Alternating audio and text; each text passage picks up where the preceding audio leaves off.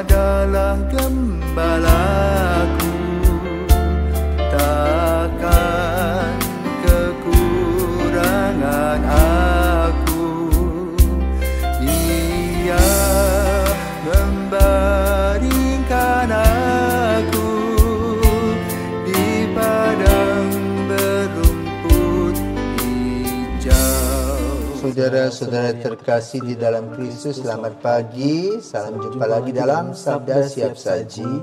Rabu 10 Januari 2024, hari biasa, pekan biasa pertama. Marilah kita berdoa dalam nama Bapa dan Putra dan Roh Kudus. Amin. Allah Bapa yang Maha Kasih, Engkau telah menganugerahi kami rahmat iman dalam Yesus Kristus Putramu. Kuatkanlah kami dalam kerapuhan dan kelemahan kami, agar setia mengikuti jalan Putramu. Sebab Dialah yang hidup dan berkuasa bersama Dikau dalam persatuan Roh Kudus, Allah sepanjang segala masa. Amin. Tuhan bersamamu Dan bersama rohmu. Inilah Injil Yesus Kristus menurut Markus. Dimuliakanlah Tuhan. Markus 1 ayat 29 sampai dengan 39. Sekeluarnya dari rumah ibadat di Kapernaum, Yesus dengan Yakobus dan Yohanes pergi ke rumah Simon dan Andreas.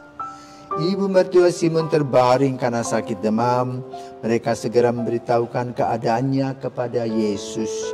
Yesus pergi ke tempat perempuan itu dan sambil memegang tangannya, Yesus membangunkan dia, lalu lenyaplah demamnya. Kemudian perempuan itu melayani mereka. Menjelang malam, sesudah matahari terbenam, dibawalah kepada Yesus semua orang yang menderita sakit dan yang kerasukan setan. Maka berkerumunlah seluruh penduduk kota itu di depan pintu. Ia menyembuhkan banyak orang yang menderita bermacam-macam penyakit dan mengusir banyak setan. Ia tidak memperbolehkan setan-setan itu berbicara, sebab mereka mengenal Dia. Keesokan harinya, waktu hari masih gelap, Yesus bangun dan pergi keluar. Ia pergi ke tempat yang sunyi dan berdoa di sana.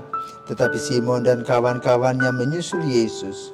Waktu menemukan Yesus, mereka berkata, "Semua orang mencari Engkau." Jawab Yesus, "Marilah kita pergi ke tempat lain, ke kota-kota yang berdekatan, supaya di sana juga aku memberitakan Injil, karena untuk itu aku telah datang."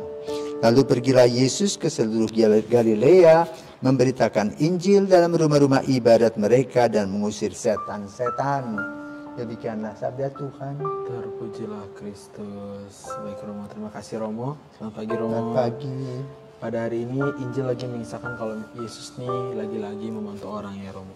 Saya ingin bertanya Romo, bagaimana cara kita sebagai seorang manusia biasa ini untuk bisa memiliki hati seperti Yesus yang mau membantu orang lain, padahal ia tahu bahwa akhirnya orang-orang inilah yang menyerahkan dia untuk dihukum. Selamat pagi para pisawan. Kita berterima kasih dan bersyukur karena Allah telah menjadi manusia. Pikiran kita adalah pikiran manusia yang umumnya mayoritas ego. Kita individualis. Maka tidaklah mengherankan kalau Tuhan melihat perilaku kita yang tidak pernah beres. Kenapa? Aku, dan aku. Jadi boleh katakan kedatangan Yesus itu menyejarah. Mulai dengan dosa pertama, kemudian Abraham boleh katakan ada orang beriman, tapi terus nabi-nabi jatuh yang sama. Maka Tuhan memberikan putranya Yesus yang kita yakini Yesus sebagai putra Allah, Kyrios Kristus.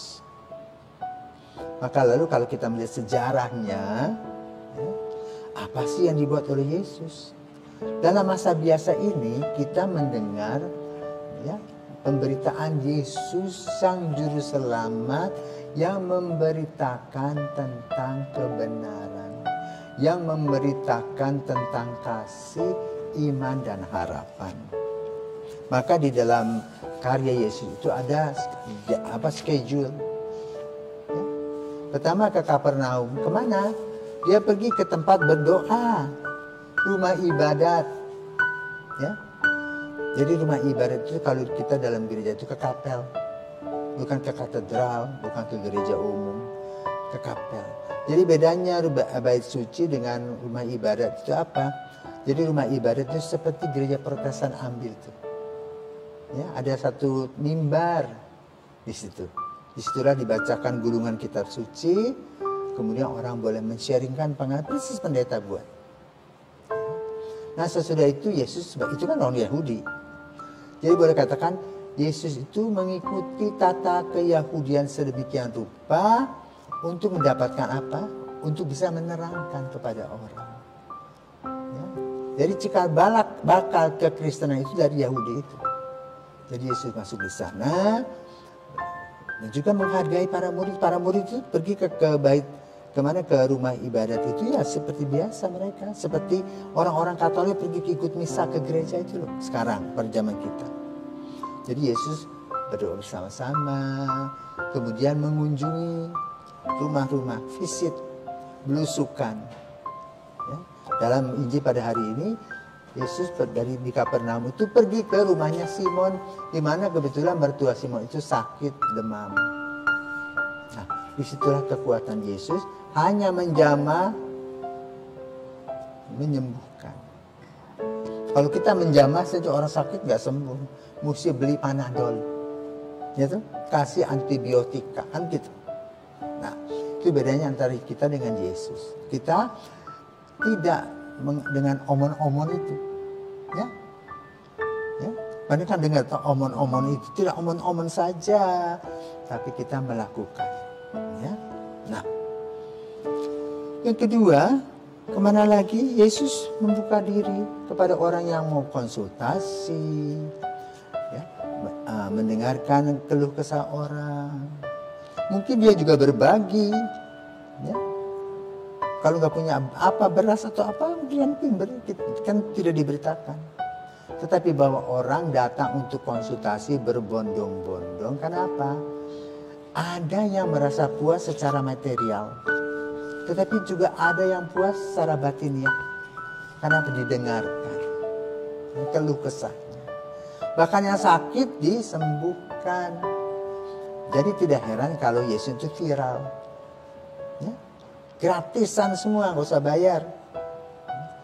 Dan dengan pulang dengan sukacita. Kenapa? Tentu aura Yesus itu beda dengan kita.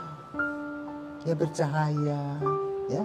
Sehingga ketika kita berhadapan dengan Yesus, rasanya adem, tentrem.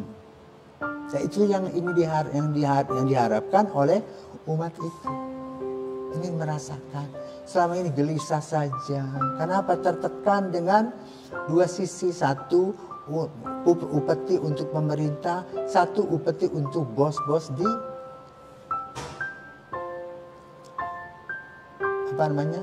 tempat ibadat, ya, para rohaniwan itu.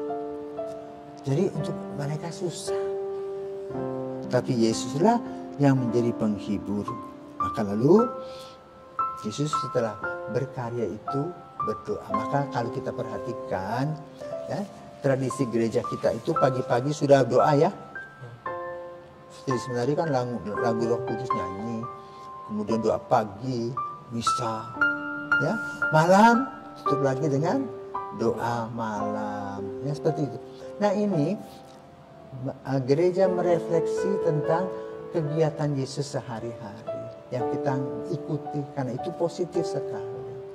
Maka jangan lupa dua hal, doa, karya, dokar, ya, doa dan karya. Dalam kehidupan kita setiap hari kita harus isi supaya hidup kita baik jasmani maupun rohani selalu seimbang. Selamat pagi, Tuhan memberkati. Amin.